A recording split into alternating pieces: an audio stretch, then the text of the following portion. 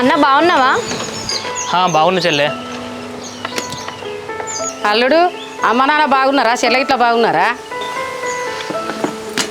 బాగున్నాం అత్తమ్మ. సరే కానీ బాగా ఒప్పించలేడు అత్తమ్మ. ఉన్నాడా ఆఫీసు పోయిండా?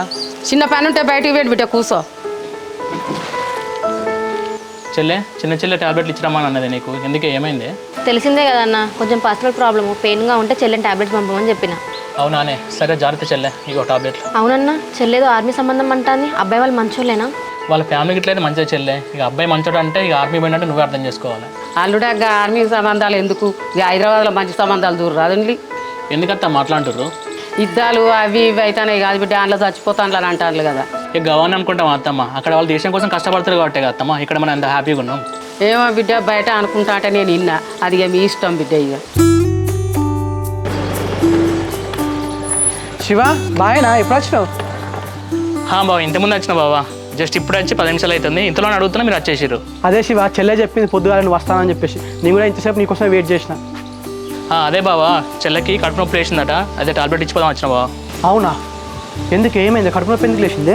మరి నాకు చెప్తావు పొద్దుగాల చెల్లి. ఇక మాకు ఇది ఎప్పటికి ఉండేదే కదా అండి. ఎట్లా అన్న వస్తున్నాడు అని చెప్పి చెల్లెని టాబ్లెట్స్ పంపమని చెప్పిన. అవునా అనే శివ, ఇంకేంది విషయాలు? కూర్చో. అంత బాయేనా? మేమందరం బాగానే ఉన్నాం బాబా. సరే కానీ బాబా, మీ జాబ్ ఎట్లున్నది? అంత ఓకే శివ. అవును, సంగీత చెప్పింది చెల్లెకి ఆర్మీ సంబంధం వచ్చిందట కదా, మంచి సంబంధమేనా? అవును బాబా, మంచి సంబంధమేనట. సరే చెప్పడం మర్చిపోయినా బాబా, నిన్ను చెల్లెను ఆదివారం ఇంటికి రమ్మన్నా నాన్న. ఆదివారమే కదా శివ, ఏం పని ఏం లేదు. నేను సంగీత వస్తాను లేండి.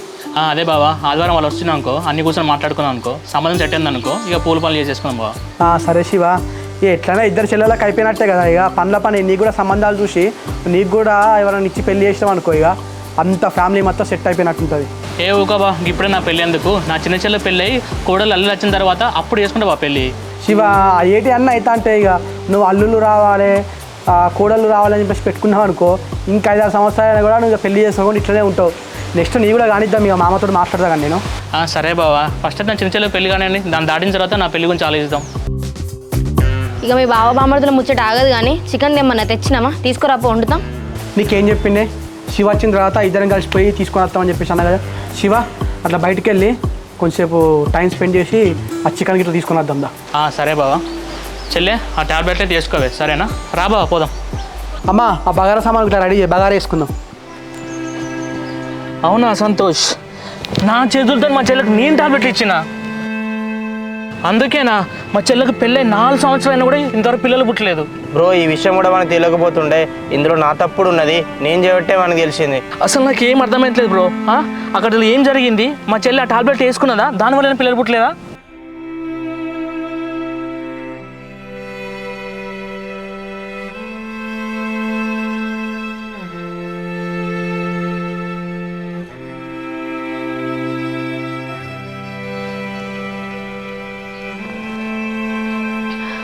అమ్మయ్యా, నాకైతే ఒక టెన్షన్ పోయింది. ఈ విషయం ఎవరు తెలియకుండా చూసుకోవాలి ఇక.